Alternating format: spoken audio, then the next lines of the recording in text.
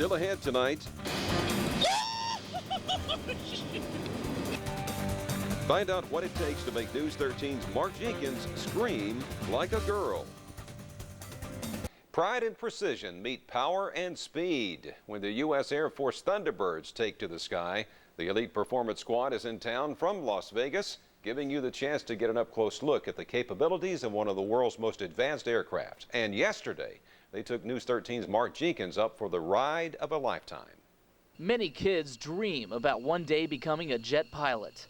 The same is true for Lieutenant Colonel Rob Skelton.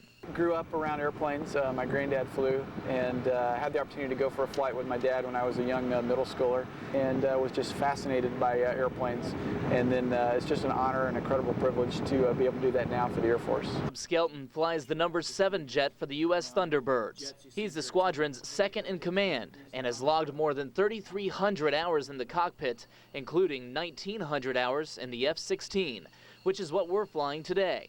After I slipped into a flight suit, G-suit, and was deemed medically safe to fly, I was just steps away from my dream.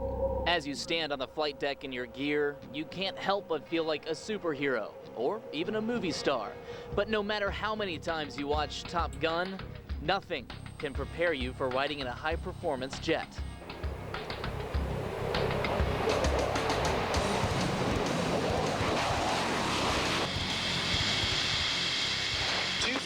250 knots, 270 knots. Take a good deep breath, Mark. We're going up here in just a second. Here we go, going up.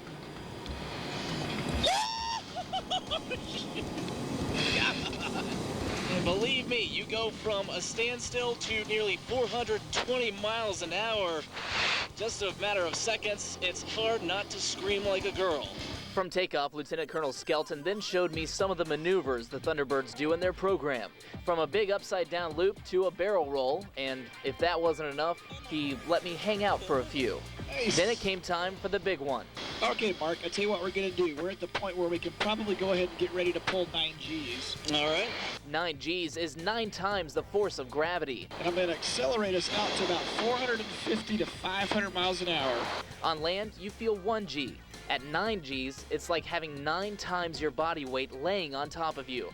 Think of it like getting the Heimlich from Godzilla. Good deep breath. Here we go. To the left. 9 Gs.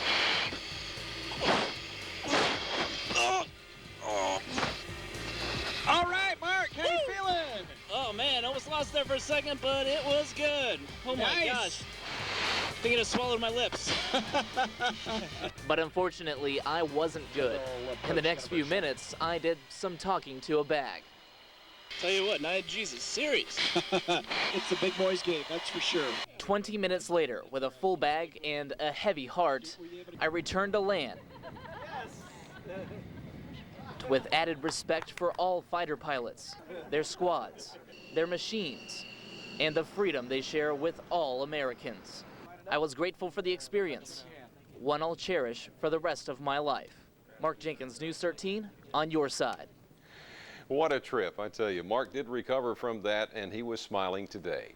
By the way, 3 of the pilots from the Thunderbirds trained at Tyndall Air Force Base. They may not be offering you a backseat ride, but you do have a chance to see the Thunderbirds in action at this year's Gulf Coast Salute to America's Heroes. Also on the schedule tomorrow, country music star Aaron Tippin, along with dozens of displays and stunt performances. Gates will open tomorrow morning at 9 o'clock, and Tyndall Air Force Base officials do have a few rules for you to follow if you're going. Small bags are allowed, but will be inspected. No glass is allowed. Smoking is not allowed on the flight line or around any of the displays. Also, talking on cell phones while driving on the base is prohibited. For a full schedule and more information on the do's and don'ts of the air show, there you go, some of the stuff we were talking about.